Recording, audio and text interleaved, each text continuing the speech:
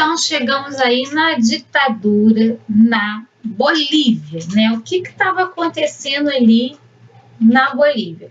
Eu mostrei esse mapa aqui para vocês de uma outra forma, né?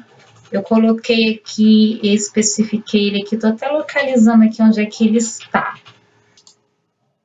Então, o mapa que eu havia mostrado para vocês era este aqui, né, dentro do nosso quadrinho negro aqui, e eu coloquei alguns países aqui, né, Paraguai, Chile, já posso riscar, né, trocar a cor do Chile aqui, e já falamos do Chile na nossa última aula, e também vou riscar o Uruguai, né, colocar em branquinho o Uruguai, porque todos esses países já foram mencionados aqui. O Brasil, né, nós vimos separadamente, por quê? Porque o Brasil é um capítulo à parte, nós moramos aqui, vivemos aqui, somos brasileiros, então temos obrigação, pelo menos, de conhecer, né, o regime militar aqui no nosso país, né. Visto Paraguai, visto Chile, visto Argentina e o Uruguai, o nosso livro ficou faltando a Bolívia. A Bolívia, ela vai passar, né, por um regime militar que tem alguns antecedentes que vão colaborar para isso. E aí, para isso, vocês precisam prestar atenção na localização da Bolívia. A Bolívia está localizada aqui, né, nessa região aqui onde tem as cores ali da bandeira boliviana. E aí nós temos que entender o seguinte, que lá no século XIX, a Bolívia já estava passando por vários golpes de Estado. E isso estava causando uma instabilidade muito grande, uma instabilidade política, né, principalmente, porque causava intensa desigualdade social. Então, golpe de Estado, gente, sempre vai sobrar para quem é mais pobre. Os ricos, eles vão continuar com suas riquezas, né?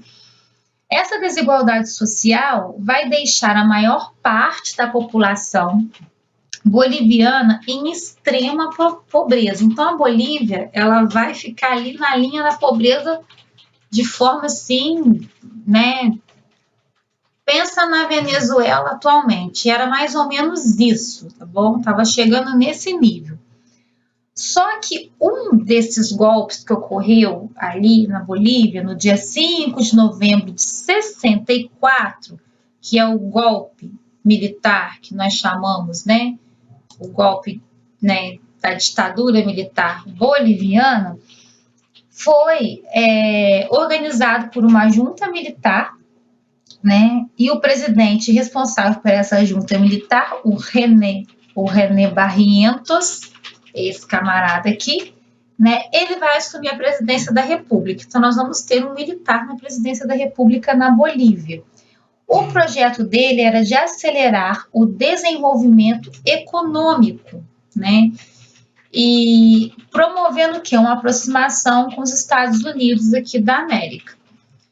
Em 66, ele consegue se reeleger, né, em 66, e só que nós vamos ter um grupo também de guerrilheiros, né, organizados ali na guerrilha de Inhancaiuazú, não sei se é assim que pronuncia, Inhancaiuazú, né? E esses guerrilheiros, eles eram guerrilheiros internacionalistas comandados por nada mais nada menos que Ernesto Che Guevara, né? Essa região onde eles ficaram, de Inhancaiuazú, é uma região de planícies cercada por montanhas, chamada ali de Chaco Boliviano. Então, era um lugar estratégico para se esconder, né?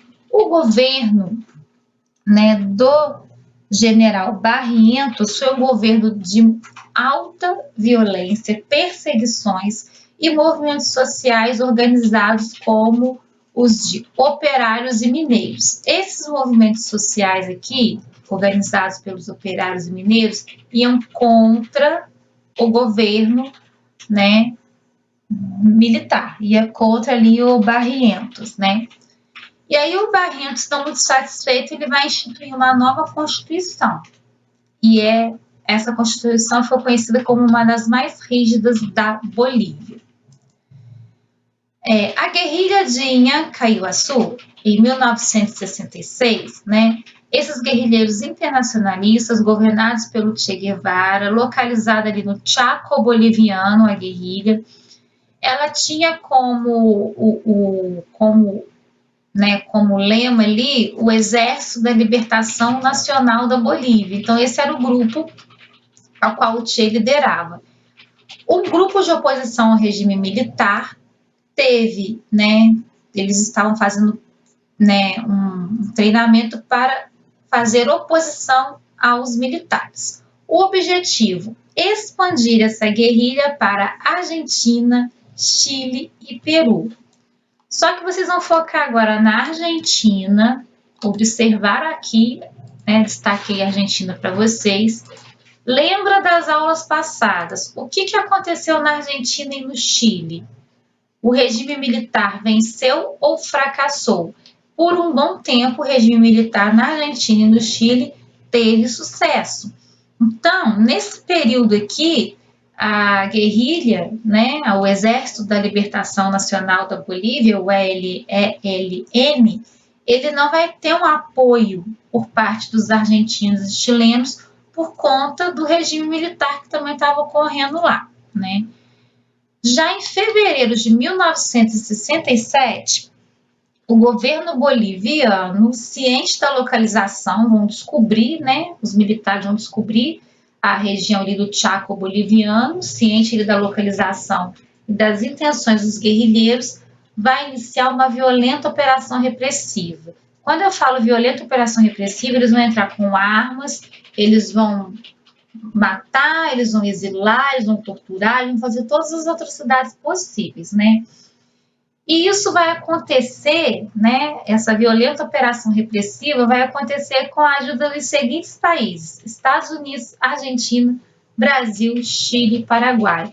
Então, meus queridos, financiado pelo bloco capitalista, Estados Unidos, a Argentina, o nosso querido Brasil, o Chile, nosso vizinho ali, e o Paraguai, também nosso vizinho, eles vão apoiar os militares da Bolívia para derrubar aqui, ó, a guerrilha, né, de Inhancaiuaçu. Então, o Che, ele vai acabar sendo preso, né, e capturado, e em seguida morto. Essa imagem aqui é uma imagem, né, do monumento construído em homenagem ao Che Guevara, no local onde ele foi morto, em La Higuera, na Bolívia. A foto do livro de vocês é de 2014, a minha foto é um pouquinho mais atual, que eu peguei aqui na nossa querida internet. Com a morte do Che, o movimento vai se enfraquecer, né? E aí estima-se que, deixa eu colocar aqui para vocês, quantas pessoas morreram nessa guerrilha aqui, né? Mortes após a captura e durante, né? Durante e após a captura do Che. Então, segundo aqui a estimativa, né? Aproximadamente ali, estima-se que entre 3.000 e 8.000 pessoas foram executadas entre 1966 e 1968. Então, em 2 anos, essa guerrilha acaba fracassando, né? Ela começa em 66 e o fracasso vai se dar porque eles conseguem, né, os militares, capturar o líder, que era um líder muito forte. É só vocês lembrarem da Revolução Cubana, que ele fez parte da Revolução Cubana junto com Fidel Castro. E aí nós vamos ter essa questão aí, né, da morte do Che, que vai ser muito usada as imagens do corpo dele. É uma coisa bem esquisita mesmo, horrorosa de se ver, né, como se fosse assim, um troféu a ser exibido para os países da América Latina, dizendo, né, não mexam com o bloco capitalista, porque é isso que vai acontecer com quem, né, com quem continuar apoiando os regimes socialistas. Então, era uma briga externamente, a briga entre socialismo e capitalismo refletiu diretamente ou indiretamente nos países da América, no geral, tá? E aí nós falamos mais aqui da nossa região aqui do Cone do Sul, por quê? Porque são países que hoje têm ali, de certa forma, um socialismo, cada país ao seu modo, tá? Agora no próximo vídeo, né, entendido aqui o que aconteceu nessa guerrilha, né, e com a morte do Che, nós vamos passar para o próximo vídeo, porque com a morte do Che a ditadura continua, tá? E aí nós vamos, a guerrilha não tem sucesso, mas o regime militar continua. Então no próximo vídeo nós vamos ver o que estava acontecendo ali na Bolívia.